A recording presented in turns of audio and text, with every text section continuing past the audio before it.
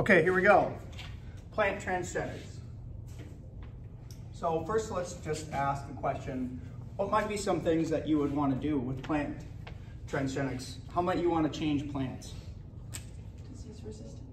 Yeah, okay, that's good. Disease resistance, what else? Bigger, you mean like bigger fruit? Yeah.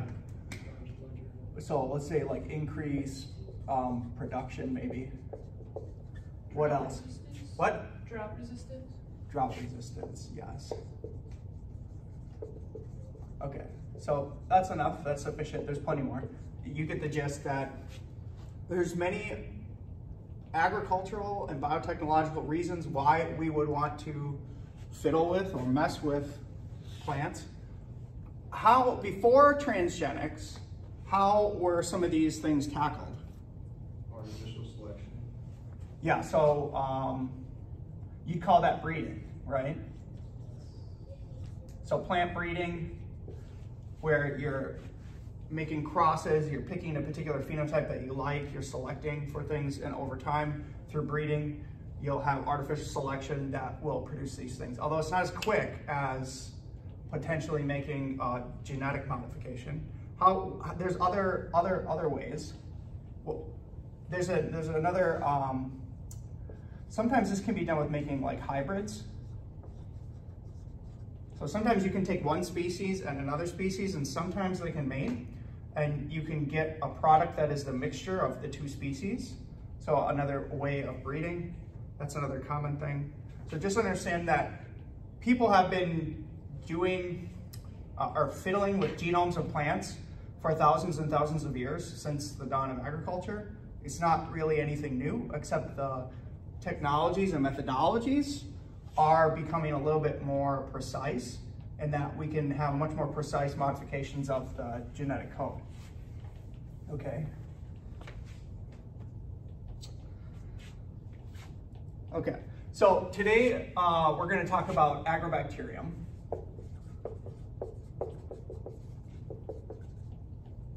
Okay, so agro is probably one of the more common ways to genetically modify plants. Not the only way. We'll probably talk about a few other ways as well.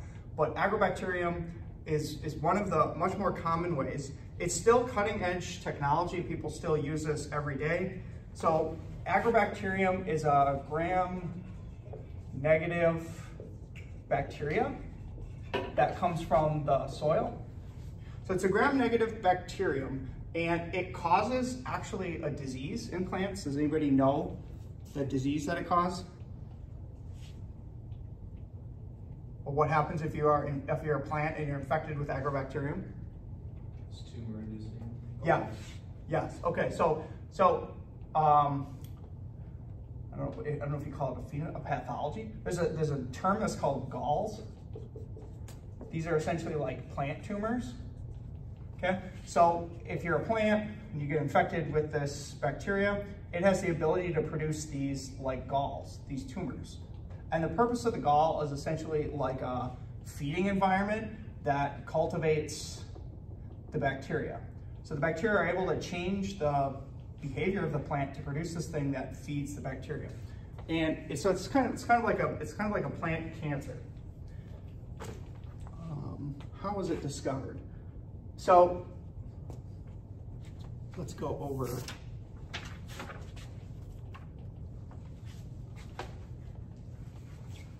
Koch's postulates. Make sure I spell this right. So before we go into the in-depth biotechnology of Agrobacterium and how it works and what it does at a molecular level, let's just talk a little bit about how it was discovered, and this is always useful biological information because Koch's postulates are pretty important. So Koch's postulates are important for microbiology and pathology that deals with microbes. Does anybody know, it's essentially like it's kind of like a list of things that you need to do to prove that a microbe is responsible for a particular disease. Has anybody had this before in like microbiology? You have. So what are some of Koch's postulates? Isn't it like observed? Yeah, so that's the first thing. The first thing is, I don't know if you phrase it as observed, but it's that the presence / absence of the disease has to correlate with the microbe. Okay, so again, Koch's postulates are essentially like, if you're trying to prove that a disease is caused by a bacteria, you go through this checklist and you test each of these hypotheses in the checklist. And in the context of agro, this is important because agro was evaluated using Koch's postulates as a disease of plants, okay? So presence or absence of the disease pathology has to correlate with the microbe. So you take a diseased plant and you sample from it, and you should be able to see or identify or culture the microbe, which brings up the second thing, which is actually how Agrobacterium was discovered. So what's the second thing? Essentially, observation leads to, you would want to try to Isolate it? Yeah, you try to isolate it.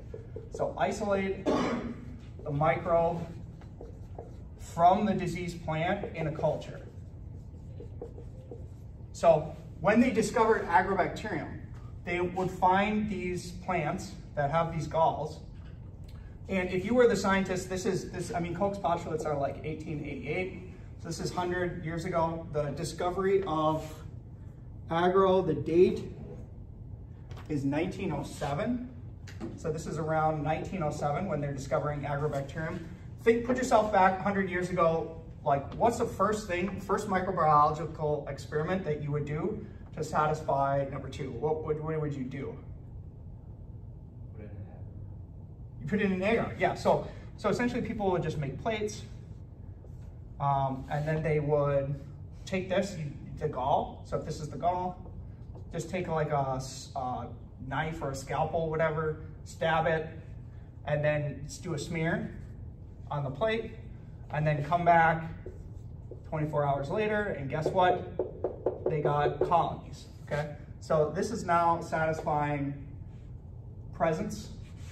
Your negative control would be one that is, so hopefully if you're doing this actually experimentally, you'd have a culture that comes from the gall, and then you do the exact same thing with a culture that comes from a healthy plant, and hopefully your results would look like this, where you'd have no colonies. That would satisfy 1 and 2, okay? So they satisfied this, they did this experiment around 1907, okay? Then the third step. Isn't it that it can be, if it's in a healthy host, like it gets the disease? Yes, yes. Figure out how to, I call that, Do you reinfect it? yeah, it's like the third one is that you can transfer the infection. So you can transfer the infection through what you would call an inoculation. Okay, so this experiment, which they did do, is you have a sick plant, okay? You take a sample of that sick plant, you do the culture, take a healthy plant, pick one of these colonies, and maybe you infect, so maybe you damage the plant a little bit and infect the plant with this bacteria, and then you check to see if the pathology then appears, and you get a gall in this second plant, okay? So that's demonstrating that the infection is transferable through the inoculation of the microbe. We did that. Okay, so this is good review. And then the fourth one, again, this is kind of just like a pipeline of experiments. The fourth one is that you re-isolate from that infected plant that you just produced. So you should be able to then come back to this, do another culture, and you should get back that same organism, okay? So all 4 Koch's postulates were validated in the case of Agrobacterium. What are some, as we just discussed this, like just because microbiology is important, especially for this class, what are some criticisms of Koch's postulates in the context of microbiology and diseases caused by microbes? Are there any problems with this pipeline? There's only like 0.1% of microbes that can actually be cultured. Yes, so the big problem with Koch's postulates is number 2, is that many diseases are caused by microbes that you cannot culture. So when we did our libraries, we're kind of selecting for the small 1% that can be grown in LB media, but most microbes cannot be cultured. So just keep in mind that this is a criticism of Koch's postulates. And when you start to get into more advanced microbiology, this doesn't necessarily,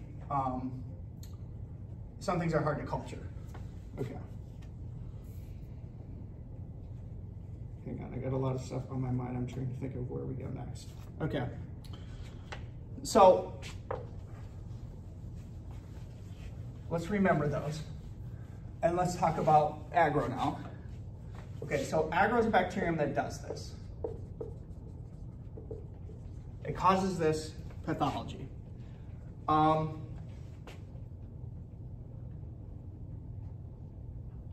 trying to think of, so some of the things that they noticed while studying Koch's postulates is that when they identified that it was caused, that the disease was caused by Agrobacterium, one of the first things that they noticed is that there's some strain variation. Okay, so some strains were what you would call virulent. So they were virulent strains, and some strains were you might call avirulent. Okay, so strains that caused the disease and strains that did not cause the disease. What would be your hypothesis, if you're trying to think about at a molecular level, like what actually causes this disease?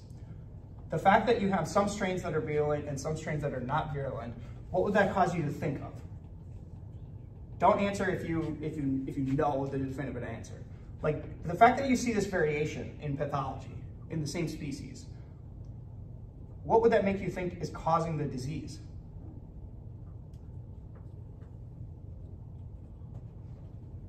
So let's say, okay, so if you're not understanding, let me try to draw this out. So we have, let's say we have agro 1, agro 2.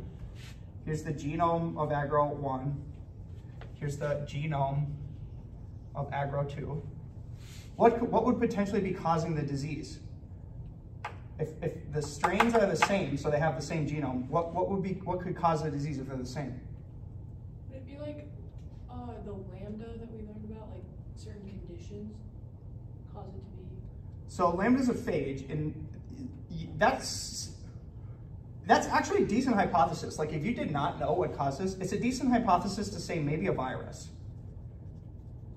So what you're hinting at with, if you say maybe a virus, like kind of what you're hinting at is that you're kind of hinting like there must be something else besides the genes in the actual bacterial genome that might be causing this disease. Although a virus is not actually the correct answer, what other things could be the cause? What other things contribute genetic information? Yeah, okay, it's a plasmid. It could be a plasmid. So this was good thinking, that the fact that there are multiple strains yet the same species that have different pathologies suggests that there might be something that's mobile, that's transferable, that's conferring this phenotype, okay? And so the hypothesis was that it's possibly a plasmid, okay? So then recycling through Koch's postulates, what would you do to prove that it was in fact a plasmid that might be causing the disease? What was the first Koch's postulate again? And how could you then apply it to this idea with the plasmid? So the first Koch's postulate was what? Presence or absence. So plus minus, essentially absence, presence correlates with pathology. And in this case, you have virulent strains and you have non-virulent strains. So what would you check for to satisfy this? What did you say the virulent and avirulent meant again? What'd you say? Would you what? What do they mean? So, oh, okay, that's a good question. So what does virulence mean? The strength of the disease. Yeah, good. Okay, so it's a good question. I'm glad you asked this, because if there's a word that I bring up that needs a definition, bring that up. That's good. So virulence means it's causing the disease, it's causing a pathology. So a non-virulent strain is a bacteria that is not going to cause a pathology. So in the same way that in our bodies we have many, many, many different microbes that do not make us sick. That would be avirulent strains of microbes. If you have an infection with E. coli that does make you sick, that's a virulent strain of E. coli. Okay. So now we know what virulence means. Okay. So how would you check? How would you test Koch's postulate 1 with respect to this idea of the plasmid? What would you want to isolate and check for in whether it correlates with virulent or avirulent strains? What's the immediate simple experiment you'd do? Look at their plasmids. Yeah, wait, say that again? Look at their plasmids. Yeah, you just do it plasmid isolation. Yeah. So in theory, like this is again 100 years ago. Nowadays, maybe you do something like a midi prep or a maxi prep. You'd prep for plasmid. And so they essentially just purify. So the experiment is literally just purify a plasmid. Purify plasmid. Okay, so they did that. They purified the plasmid, and they found this giant plasmid. It's 100 kb, so that's a very, very, very large plasmid. Okay, so they found a very, very large plasmid when they looked for it. Then you want to satisfy, if you're correct that the plasmid is causing the pathology, you want to be able to then satisfy the next postulate, which is, what was it again? Isolating it. Oh, so they did isolate it. Okay, so we already did that. That's why I was confused with Isolation. the last one, because Isolation. Then we're on to this one. What do you want to test now? if it can be transferred. If it's transferable. So then what's the simple experiment that they obviously would do, that they did? Added to a healthy plant. Not the plant yet? Transformation. Yeah, so take an avirulent strain. So take an avirulent strain of Agrobacterium, give it the plasmid, then infect a plant. Okay, and then if it produces galls, you've proved that the plasmid contains the plasmid is the transferable element that contains the genes that cause the pathology. Okay, so they did this experiment and it turned out to be true. How did they isolate plasmids? How do you isolate plasmids? Was it just like the screen? Well, so that's an interesting biochemistry question, how you isolate plasmids. So there's kind of, usually, okay, so let's think this through. So plasmids are nucleic acids. What other types of nucleic acids are in the cell? Like, if you're going to try to purify a plasmid, like what are you essentially purifying it away from? DNA. So there's going to be, but DNA is, there's, plasmid is, okay, so let's just like, if you're thinking about like in the cell. Nucleus. In the cell, there's plasmid DNA. That's the thing we want if you want to isolate it. What else is there in the cell? That is nucleic acid. Like that bacterial DNA. Yes, okay, good, you're understanding. Okay, so there's genomic, that's called genomic. There's genomic DNA, okay? And then what else is there? RNA. There's RNA. And typically in RNA, there's ribosomal RNA, which is the majority of RNA in the cell's ribosomal RNA, and then there's messenger RNA. Okay, so when you do any kind of nucleic acid purification, your protocol is typically optimized to get you one of these things and get rid of all the other things. So, you know, if you run an experiment, so I don't know if this is classically how they did 100 years ago, but thinking nowadays, it's very easy to get rid of either this or this. This is actually a really good question, I'm glad you asked this. How would you get, so you have DNA and RNA, how would you get rid of RNA and keep the DNA? RNAs. Yeah, you would add RNAs. The RNAs would destroy this and just be left over with this. Reciprocally, if you want to get rid of DNA and purify RNA, you add DNAs. Yeah. So right now you're understanding the protocol is pretty simple. First, you just extract through organic chemistry all nucleic acids. Then you're going to go through a step where you add either a DNAs or an RNAs. In this case, if we want plasmid, you want to get rid of these. So you would add the RNAs. Now you have a conundrum where you have plasmid DNA and genomic DNA. But what's different between these things? Is one Typically. methylated? They're both probably methylated if they're from a bacteria. But what's the big difference typically between this and this?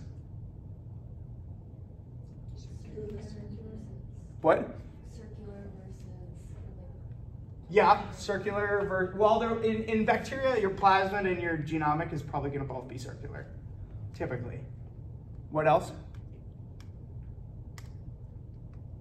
Don't overthink it. What's like the big difference? Size? Yeah, the size. This is going to be millions of base pairs. This is going to be at most, like the TI plasmid is about 100,000 base pairs. So the plasmid in DNA is going to be essentially like small stuff. And this stuff is going to be big stuff. So do you know of any methods that can separate out big stuff from small stuff? Beads? Yeah, you typically could run a column of beads that could separate them through what we call size exclusion. Or sometimes you can just do precipitations where if you have certain precipitation protocols, big stuff will precipitate out, but little stuff might stay in the water. So but just understand that this is sort of the process. You're figuring out strategies to separate things based on how they're different.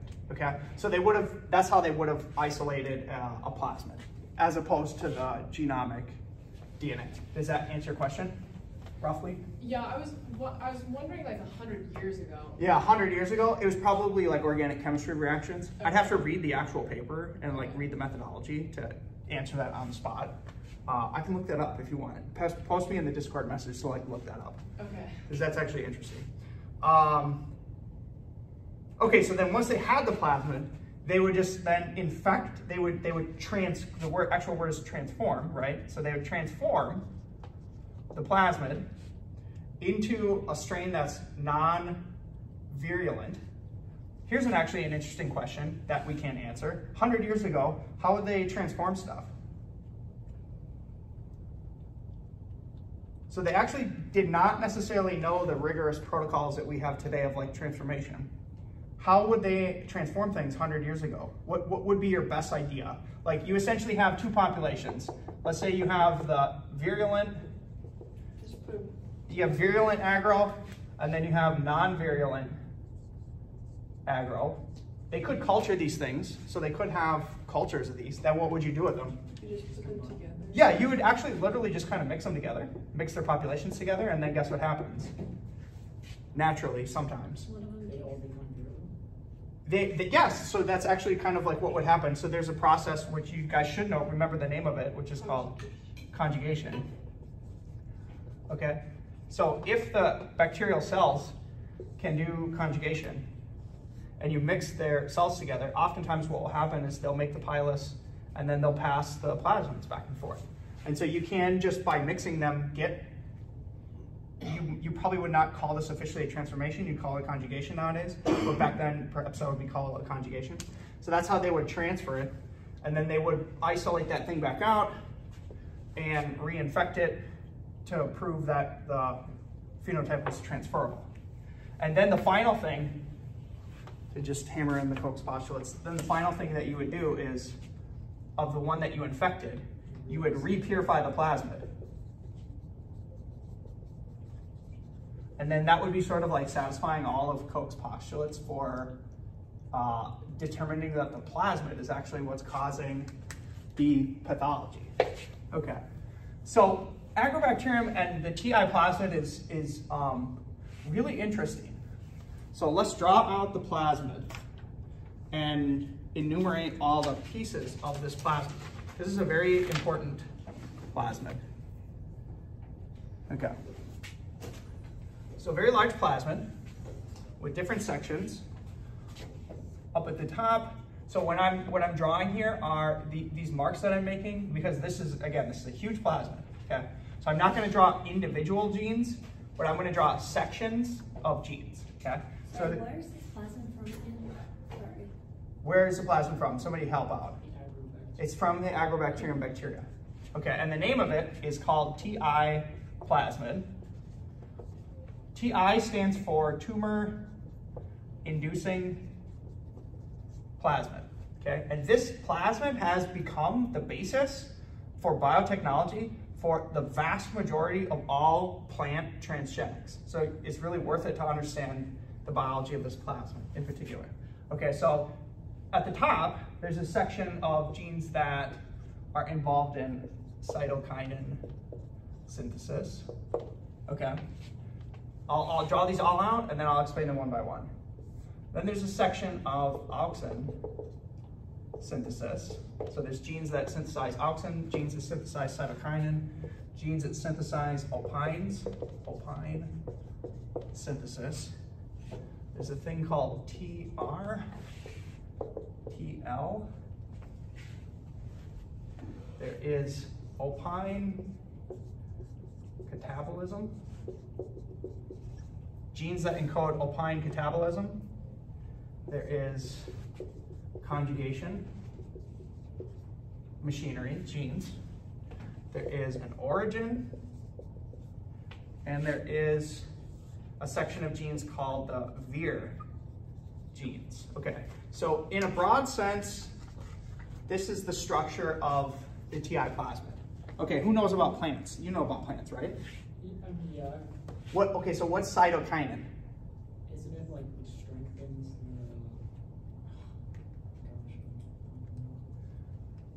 So cytokinin is a plant hormone. Yeah. So remember that this is a hormone.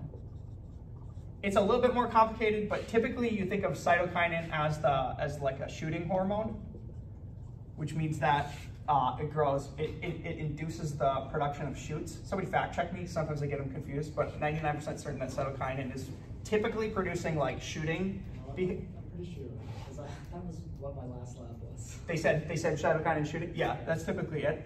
Okay, auxin is another plant hormone. Doesn't that stimulate root growth? Yeah, this is like root growth. Okay, so there's two essentially synthesis pathways of genes that are encoding for plant hormones. Opines are essentially like a metabolic product. So it's essentially, you might think of this as bacterial food. Okay, so these opines are things that Agrobacterium actually likes to eat, because guess what? On the TI plasmid also encodes a section of genes for opine catabolism. So this is essentially encodes the eating opines function in the bacteria. Okay, conjugation. These are genes that encode actually the pilus. These are often called TRA genes, or TRB. You'll see TRA and you'll see TRB. If you ever see these genes in microbiology, you should immediately think conjugation. Okay. So there's genes that encode for conjugation where they synthesize the pilus, and then once the pilus is synthesized, things need to get actually physically like grabbed onto and pushed through the pilus. So that's encoded here. What's a pilus? The pilus, what is a pilus? The pilus is if you were to draw two bacteria that are actually doing conjugation. One bacteria actually builds a needle. They actually build like a hypodermic needle with proteins. So it's a needle made of proteins, and the proteins are encoded by these TRA genes. And then once the needle is formed, it can puncture another cell. And then once it punctures another cell, there's now a pore through which plasmids can be passed through the pilus. That's actually how conjugation happens, okay? So this encodes the conjugation function. There's an origin, which is gonna encode the copy number. Just by guessing on size, do you think this is gonna be a low copy number or high copy number? Who said? Based on size. Is it easy to maintain thousands or hundreds and hundreds of copies of 100 KB sequences? So be a look. Yeah, so the TI plasmid is actually a low copy origin because it's very hard to maintain gigantic sequences like this, okay? So it keeps it at a low copy so that it can handle its replication. And then the Vir genes, these are the genes that encode virulence and the type 4 secretion system, okay? So now let's talk about these pieces of the TI plasmid in general, and then we'll get to these. Okay, so what happens and how does it work?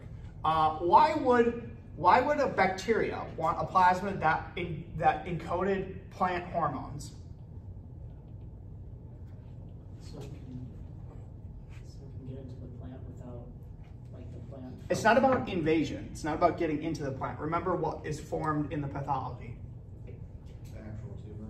Yeah, so these are genes, like if you start fiddling with the plant hormones, which is essentially like what the Agrobacterium is doing, it's just producing a bunch of plant hormones in ways that specifically are causing cancer, okay? So this is essentially how it produces the gall, is once it infects, this plasmid can produce hormones that produce the gall formation, okay? So this is how the gall is produced.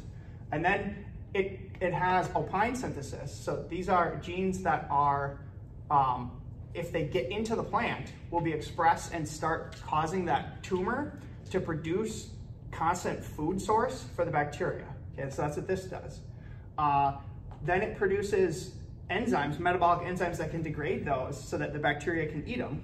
Okay, it can transfer itself to other avirulent strains, so it makes all strains essentially virulent. And this encodes the machinery through which it becomes virulent, which is why it's called the virulence operon. Okay, so this is in general like the functionality of this thing.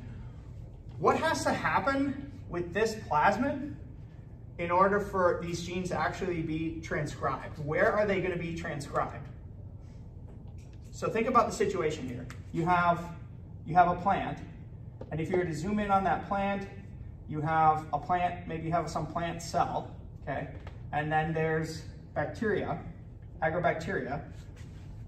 The Agrobacterium is not the one that's mass producing this stuff, it's the plant. So what has to happen to the plasmid to be able to get this cancerous formation to start? It has to be put into the plant's genome. Yes, that's absolutely correct. What's the precise molecular word to say that? Transformation? It would be a transformation. That's correct. It would be a transformation of sorts, but at the molecular level, when it gets put, you said put into the genome of the plant, what's that actually called? Integration. That's an integration. So this plasmid has to get integrated into the plant genome. And to get integrated, it's got to do a few things. Okay, so let's think about everybody's got this. Let's think about the steps of integration.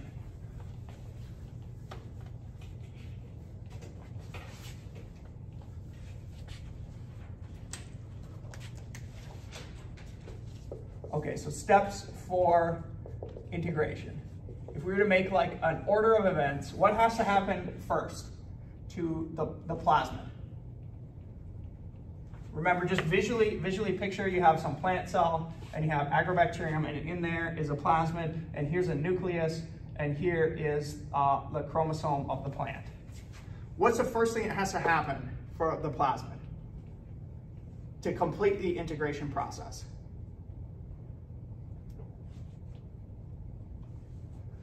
So right now, where is the plasmid?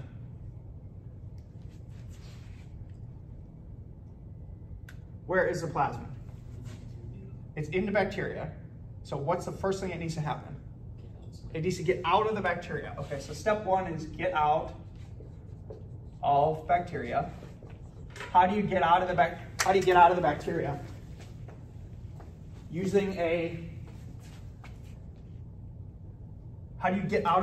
What do you have to cross? You have to cross the cell wall and cell membrane. And typically you do that through what? What? So typically you do that through secretion systems. So if you zoom in on this bacteria, right, you have, imagine this is a bacteria. There are secretion systems that form these pores, okay, in the bacteria. And the plasmid has to get pumped out of this thing, okay?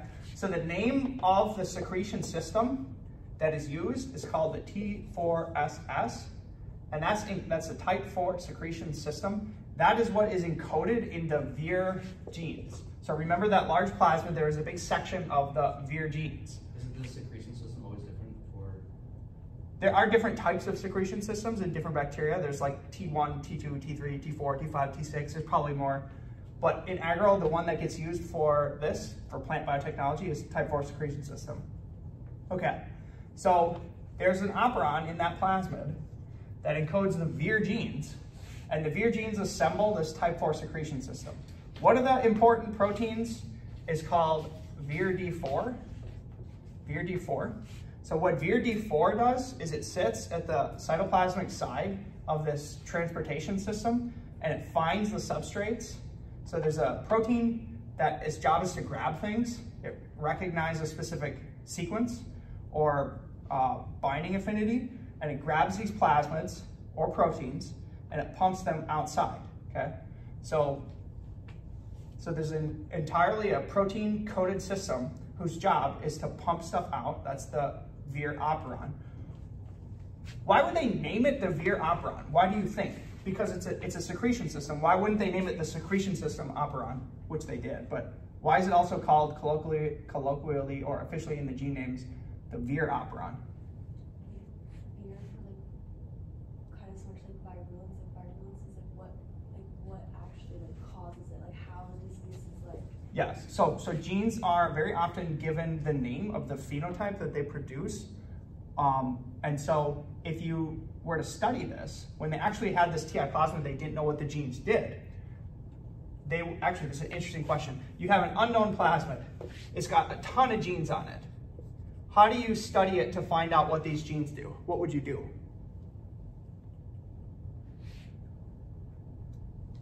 That's a good question. Take some out. Yeah, you take some out. That has a term. There's a name for that. It's called reverse genetics. Okay, in reverse genetics, you break something, and then you compare it to the normal, and you see how the phenotype changes. That's reverse genetics. So that's how they first started studying this TI plasmid. They break genes, and then in the Vir genes, they all got named Vir because when you break them, guess what happened? It stopped being virulent. So that's how the Vir genes got their name. And what they were actually breaking were parts of this transporter. So if you break this transporter, you can no longer complete step 1 of the process. And so you'll have an avirulent strain. Does that make sense? Okay. So that's the type 4 secretion system. That's step 1. Get out of the bacteria. Okay. To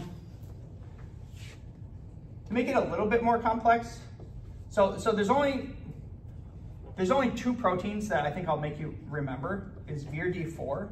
Remember that VIR-D4 is the thing that grabs the substrates. And then there's a protein called VIR-E. VIR-E will grab the actual plasmid, and it will kind of hold on to the plasmid. So actually what gets pumped out is a complex of Vir proteins bound to the plasmid, which couples to VIR-D4, and then it gets pumped out, okay? How do you mean grabs the substrate? So in this case, what is the substrate? So substrate means something you're looking for in molecular terms. So what's actually the substrate that needs to get grabbed onto and pumped out? That's the plasmid. So the plasmid is the substrate. So VIR-E's job is to hold on to the substrate, and there's multiple substrates here. So the plasmid is a substrate of VIR-E, and the VIR-E is the substrate potentially of VIR-D4. Does that make sense? It's like an interaction network where you have A binding to B, binding to C, and C is a substrate of B, and B is a substrate of A. Just something like that. It's essentially. What is the purpose of VIR-D4 on its, it's not on its own, but how is it different?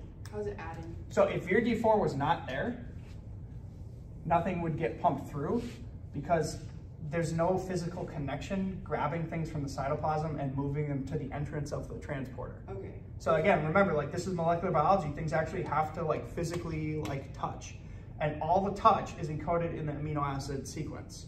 And if they don't have a proper structure that they can grab and find each other, then nothing happens. They just diffuse. So is the substrate of D4 the pore entrance? So the substrate of D4, so VIR-D4. So VIR-D4 is essentially coupled, is bound to the entrance of the pore, like you said. And its substrate is to grab onto things that their purpose is to go through. Okay. So D4 actually grabs multiple things because the type 4 secretion system is a very broad secretion system. It's not just only this plasmid, other things also get pumped through the secretion system. So D4 actually grabs multiple things. But since we're talking about this so much, again, imagine VIR-D4 is actually like a protein that looks like this. It's got some kind of a glove or a hand structural thing that grabs onto stuff. And there's some sequence that has evolved, some sequence of amino acids that has evolved that it has a high affinity to, okay? And actually the sequence for this is thought to be just a bunch of Ks and Rs. So a bunch of charged, positively charged amino acids. This thing just grabs onto that, and then anything that has that will potentially get pumped through the machine. Does that make sense? Yeah. Okay. Okay. How much time do we have left? 10 minutes. Okay, good. Okay, we got it out of bacteria.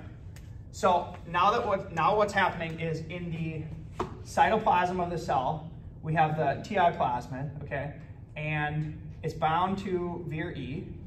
Now what needs to happen?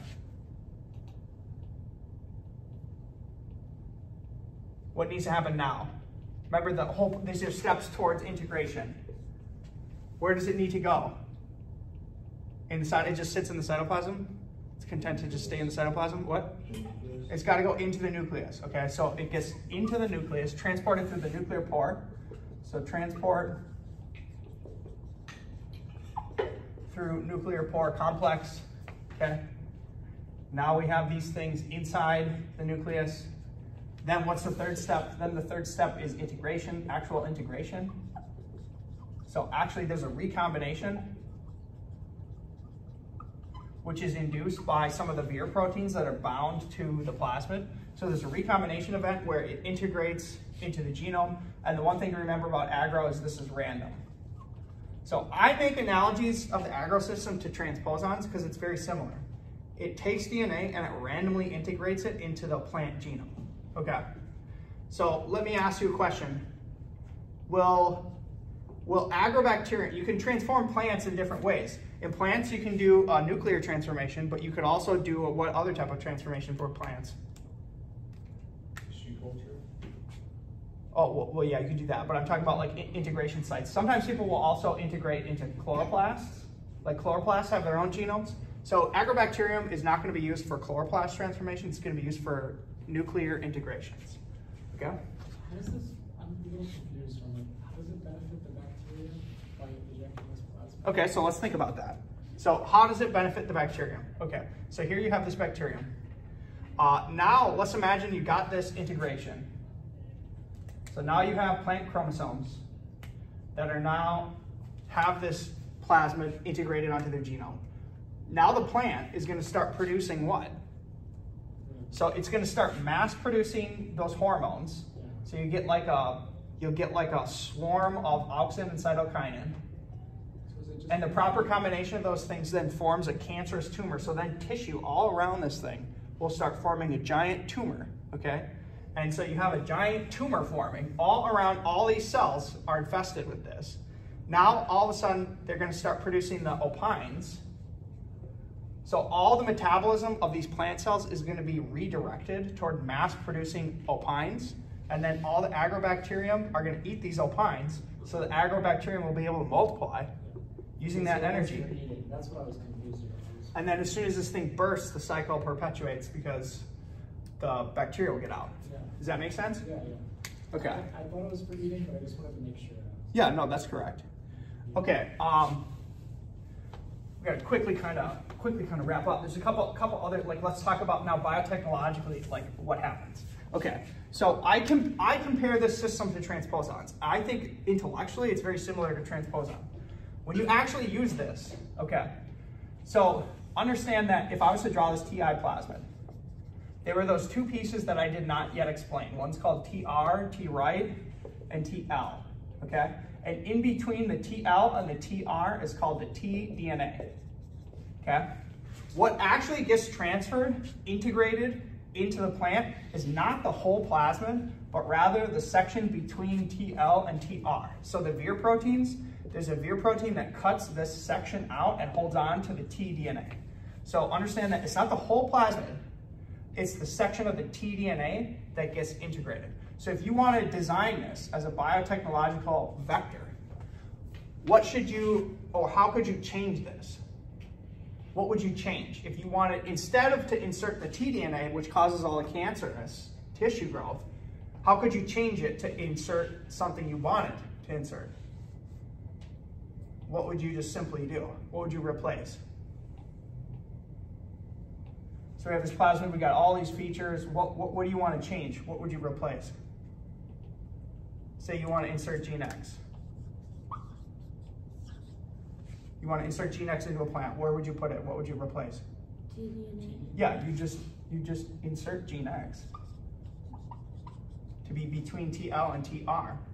And then when this thing gets cut out, now it's carrying your gene X. So it's very similar to transposon. Okay, in the transposon, the analogy, they had these inverted repeats. In the TI plasmid, it's got TL and TR, which are DNA sequences that are recognized by the Vir proteins. So practically, what happens in biotech? Practically what happens is there's used what's called a binary system, which is just like the helper donor in the transposons. So you have a helper and you have a donor, and the donor will have your TL, TR, your gene X, and what else? What else would be necessary? Is always necessary in transformations or transgenics? Some marker, some selectable marker. We'll talk about that in a second. And then the helper just encodes all the Vir genes with some other stuff. So the helper just has the Vir genes. Now what practically happens is the Vir genes produce the Vir proteins. The Vir proteins are able to excise this, okay? It will get pumped out through the conjugation machinery. It'll get into the nucleus, and then what will get integrated is actually what's between the TL and the TR, okay? So that's practically how Agrobacterium transgenics works. What you actually do in the lab is you might have like a plant cell or like a callus or some tissue, and you'll damage the tissue and then you just dip it in cultures of Agrobacterium that have these plasmids, okay? And these plasmids are often modified to have E. coli origins. So they might have a... So what are you doing with those two? Like, are you putting them both into, or are you? What do you mean, what are you doing with this? The helper and the donor, like, is the donor like giving them that section? So the helper is encoding the Vir genes, whose function is to excise the tDNA and integrate it. If you don't have the helper, you don't have the physical proteins that are able to actually integrate the DNA. The donor is actually contributing the genetic information that you want to add into the plant. So the helper like takes the section from the donor? Well, careful how you say that. You're right in some senses. The helper, the best way to say it is the helper encodes the proteins that will integrate the tDNA. Okay. Does that make sense? Proteins from the helper take. Yeah. Okay. Yes, very good. Why don't they just have one plasmid? Sometimes they do. Sometimes they do that. But sometimes it's convenient to have it like this, because if you have one plasmid, that plasmid can get quite large if you have Vir proteins and things like that. And so something like this, it's very common that you might want to pop something out, put something back in, modify a tag, do something. And so it's helpful to have donors that are quite small that you can modify quickly, and just have this thing that you never have to change sitting as the helper plasmid. That's one reason why it's helpful to have them split. So one of the markers, there's multiple markers in plants, but you can use kanamycin. Why can you use kanamycin, which is an antibiotic marker, in plants? What's the guess? Plants can't grow with antibiotics. What is it about the plant cell that has trouble growing? Cell wall? I don't think it's the cell wall. I don't know. It's not the cell wall. What is in plant cells that is kind of like a bacteria? The chloroplast. So actually some antibiotic markers work in plants by killing chloroplasts unless they have resistance against kanamycin. So that's how you can select for transgenic plant tissue based on antibiotic marker, is the antibiotic will kill the chloroplasts unless they have this resistance cassette. How much time do we have left? We're done. We're done, okay. Are there the things, let me just quick summarize. The things to remember, the pros and cons of Agrobacterium. So just remember that Agrobacterium is the most common way that you will insert transgenes into plants. Some characteristics of it: one, it's random integration. So it's not site-specific. That can be a good thing or a bad thing. Two, the inserts can be very large. So I'm gonna say large inserts are possible. Because remember that TI plasma is 100 kb. So you can insert things that are oftentimes 100 kb large. So you can do very, very large inserts. Okay, and other things to remember about agro real quick, it works in many, many, many plants. So that's actually rare in biotechnological tools to have a system that works in many different things. Agro is definitely that. It works in many different plants, okay? That's why it's so useful. We'll end it there, okay.